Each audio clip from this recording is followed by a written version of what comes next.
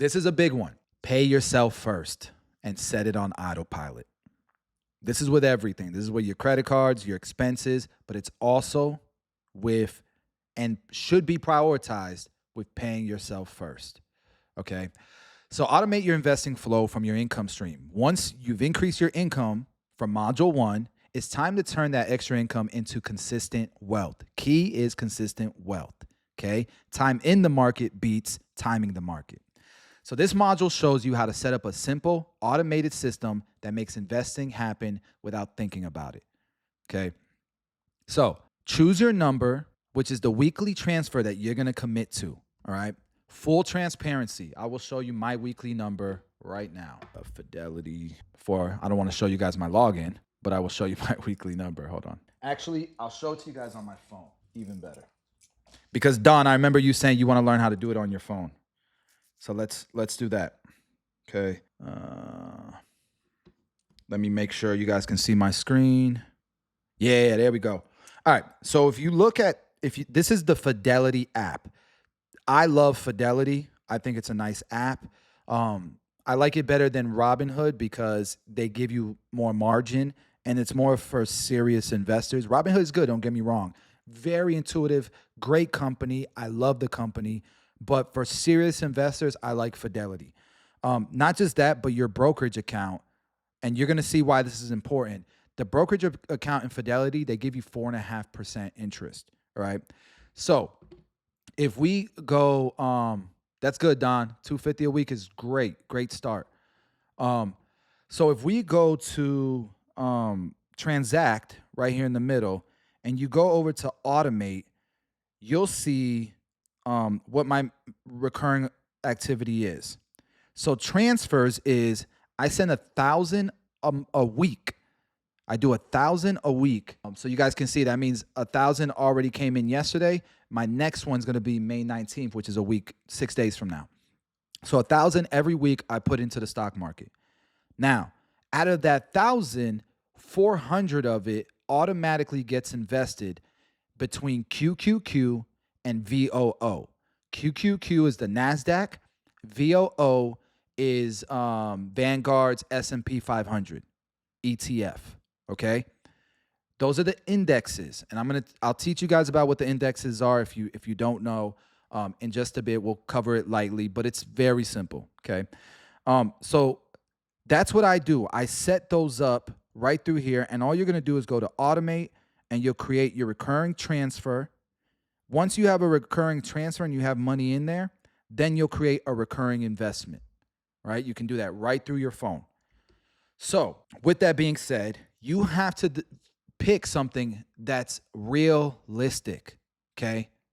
If it's automatic, if it's not automatic, it's not consistent. I know how you guys are.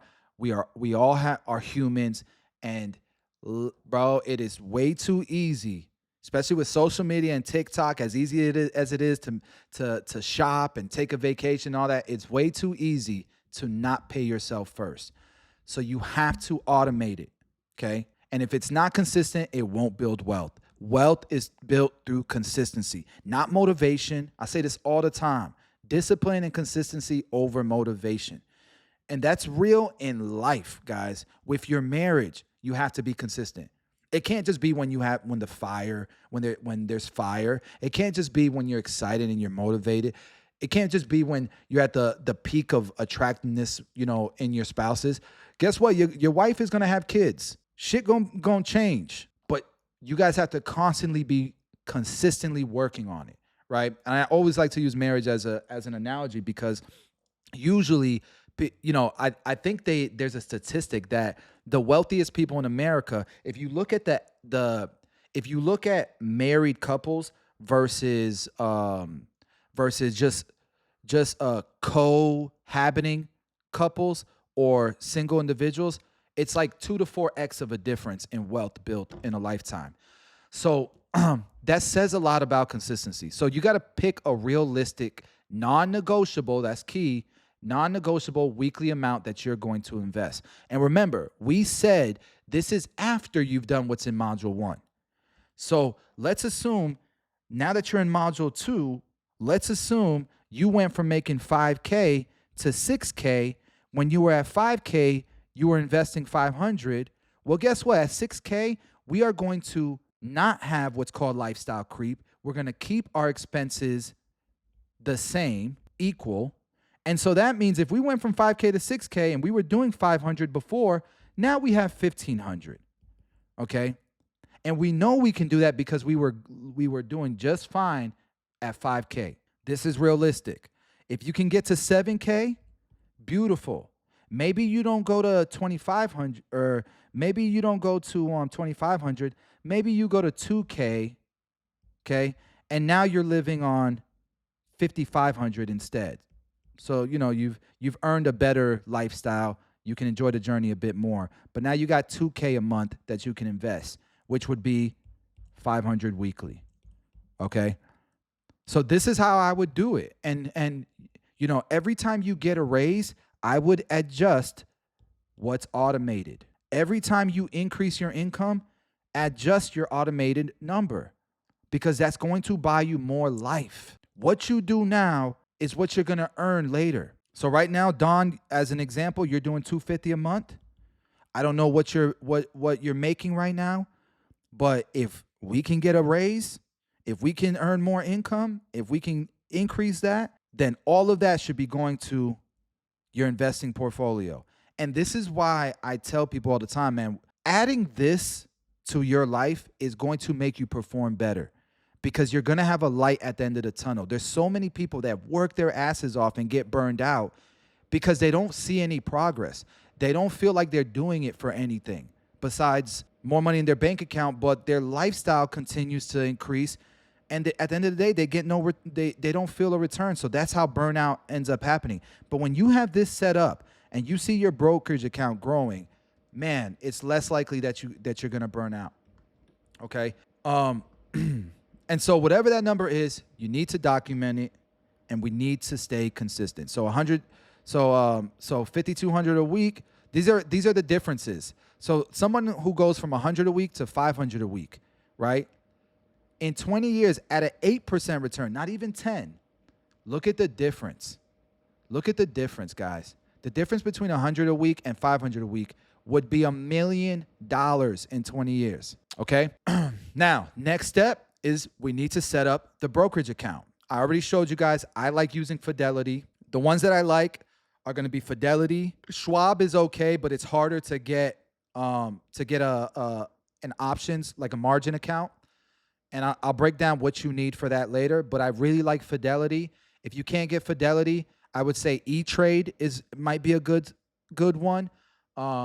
E-Trade, Fidelity, Schwab, just anything that.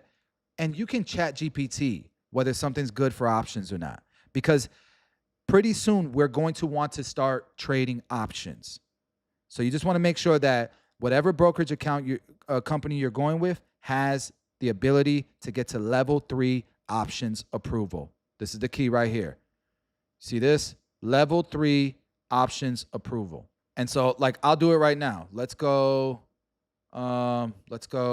brokerages that offer level 3 options. Fidelity is the one I like. You have Charles Schwab. TD Ameritrade got bought by Charles Schwab, so same thing. E-Trade, Interactive Brokers, Tasty Trade. So you can check these out for yourself and just choose one, okay? I've had no issues with Fidelity getting to level 3 options approval, okay? Because some of these are very strict. So like Charles Schwab, they did a phone call interview with me, and for whatever reason, they didn't approve me. But Fidelity, I just needed 20K in my account and they approved it. All right. So I like Fidelity. And if you're going to continue to watch my content, you're going to see me trading on Fidelity. So hopefully that helps as far as that. And the reason why we need level 3 options approval is because we are going to be using a strategy called cash secured puts. They're going to be naked puts pretty much. And we're also going to be selling, we're also going to be doing covered calls. Okay. And so you're going to apply with stated investment experience, with income and net worth listed, and a margin account. Remember how I said in module 1, your income is important? We want that income to be as high as possible. Remember how we talked about well, we haven't talked about this yet, but your investment experience, obviously the higher it is, the more likely you are to be approved. Okay. And the reason why is because we want a margin account. We're going to be using leverage. I believe in order to get wealthy in this lifetime, you can go from a 20 to 30 year plan to a 5 to 10-year plan by using leverage, especially if you're young and you have a lot of income. Okay. I'm okay with using margin and using leverage if I have a high income and I live below my means. So to give you an example, somebody like Jordan who lives on 4,000 a month, but he makes 20K a month. Okay. If he's investing, if he's got margin in his brokerage account and he gets a margin call, he's going to be fine because he has the extra cash to be able to put the money into the account if he gets into any trouble. The people who do margin and don't have high income, those are the people who get in trouble. So that's why, again, we need to focus on module 1, increasing our income. I can't stress that enough. All right. Now, once you've done that and you have your options, you have your brokerage account, you have your options account. Okay. We are turning our brokerage account into our savings account. That is your new savings account. And here's why. Most savings account are going to pay you anywhere from 1 to like 3%, maybe, on a high yield savings account. They're going to have restrictions and they're going to have less insurance, right? The stock market, especially the S&P 500 and the NASDAQ, they are historically known to return anywhere from 10 to 15%, with the QQQ doing amazing, especially the last decade, okay? And then not just that, but the brokerage account, the money that's not investing into stocks, is going to be collecting 4.5%. Okay. So you have to shift your mindset that your brokerage account becomes your new savings account. And what I like to do is if you have a business, I like to keep about 2 months worth of expenses in my business account. And in my personal account, for my personal expenses, I like to keep 2 months worth of personal expenses in that account. I don't do the 6 months to a year like everybody else, because the excess of my savings is going to live in my brokerage account anyways, which is you can liquidate. You get a debit card or a credit card as well. You get a debit card just like a money market or high yield savings account. It's treated the exact same. The insurance is better, and you're going to get a better interest rate on the money that's sitting in your brokerage account. Okay? Hopefully that makes sense. And so start depositing that money. So you might say, okay, I have my brokerage account in my high yield savings right now. Let's say your expenses is 4K a month, but you have 20K in your savings. I would keep $8,000 in there, and then 12K I would transfer to my new brokerage account, which is now going to collect 4.5%, and I would turn on my automation of whatever that number is that you said it would be. In the example of Don says he's doing $250 a week. So that's what we would do.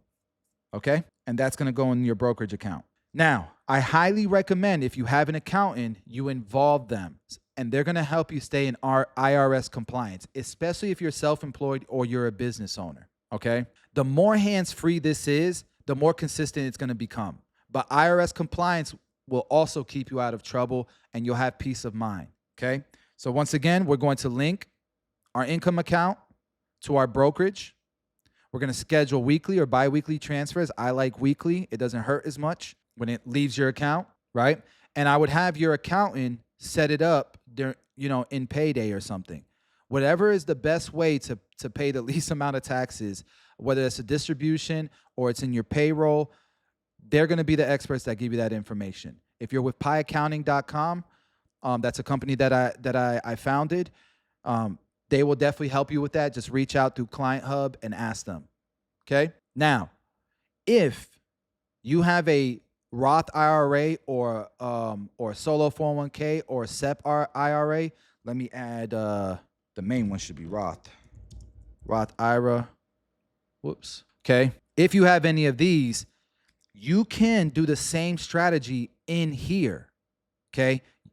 If you have, let's say, a Roth IRA with Fidelity, you can do the same strategy we're going to teach you in your Roth IRA. And I highly recommend you start here at the Roth and you max that out before you start using your brokerage account for taxable stocks, right?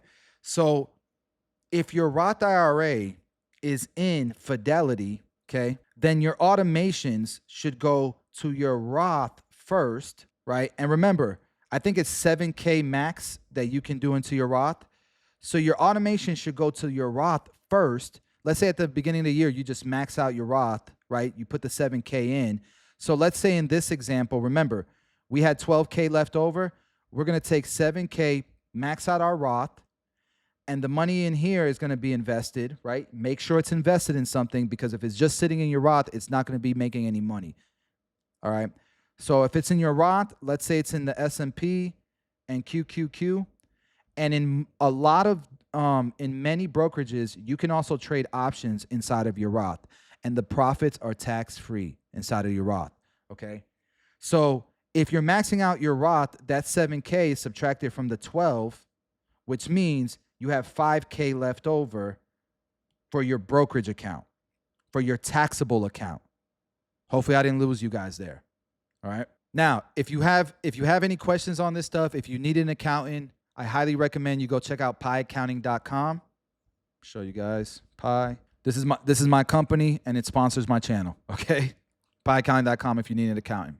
So in summary, I'm going to assume you've picked your weekly amount that you're going to pay yourself first with. You've opened and you configured your brokerage. You've automated your wealth building, and you've protected yourself with smart tax planning.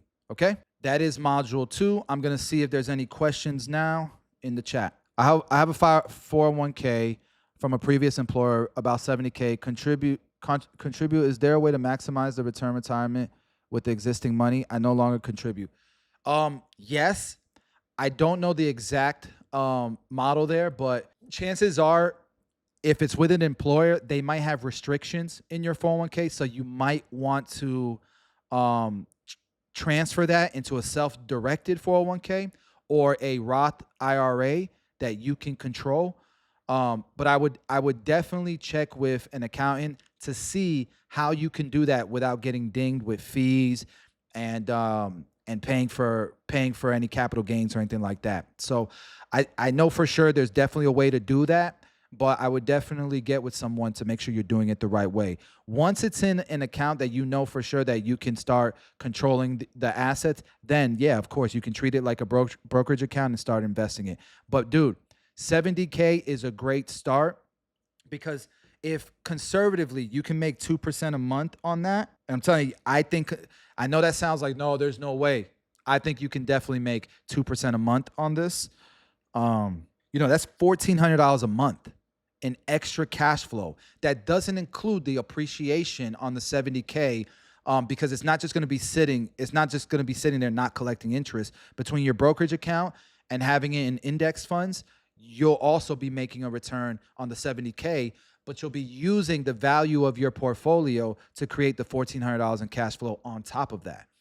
And that's if you're being conservative. If you want to be real aggressive, I'll teach you guys how to. You could be aggressive and make a lot more than $1,400 a month on that 70K. So that's a great start. I don't know who me is, but that's a great start. Easy, you're good. You didn't miss it. Is that 20K income from owning the shop or only behind the chair? No, that's only behind the chair, bro. That's only behind the chair. Like, I can show you right now. Let's see how some of our guys did last month. Some of these guys are coaches now, so they don't do this, but I'll show you guys. If you're in 6FB and you're using Barber Form, which is a tool that we give you included with 6FB, I really need to start promoting this better. I don't promote this enough because we give so much in this program. So you guys can see my main screen here. This is our leaderboard in 6FB booking. So this is how our barbers track all of their analytics, all their KPIs. And you guys can see for the previous month, look, this guy made $21,000 cutting hair. That's just cutting hair. Kevin did 15, Chase did 14, Jeremy did 13, 12. And this is that some of these guys have gotten complacent. They're doing great. I know for a fact, if you go into our Discord, there are dozens of barbers doing 20K or better. They just stop tracking.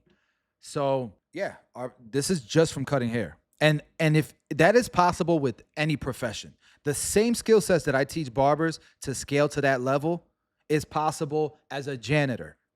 I'm not playing. I'm not kidding. It's possible as a janitor. All right, let's get back to questions. So right now, before reaching that income level to do the Fidelity options leverage investing, is it good to just invest in blue chips or the S&P, or should we? We're gonna get to that. We're gonna get to that. I'm just making sure, Easy, that you guys. I don't want you to do stuff now that you're going to have to fix later. So if you're going to start investing, you might as well open a brokerage account with the right company, because I don't want you to start with Robinhood. You finally get to that 20K level. It's in Robinhood. Now you got to wait 2 weeks because you got to move everything over, right? What's up, Nate? Nate is one of the coaches at 6FB, man. He's one of the guys that I'm telling you make a high income and can build so much wealth. Shout out to Nate, by the way. He did a hell of a play, a real estate play that's paying off now. About what was it, Nate? A year and a half later, killed it with that real estate investment play. All right. So that was module 2, man. That's paying yourself first, and setting up your automated wealth building machine.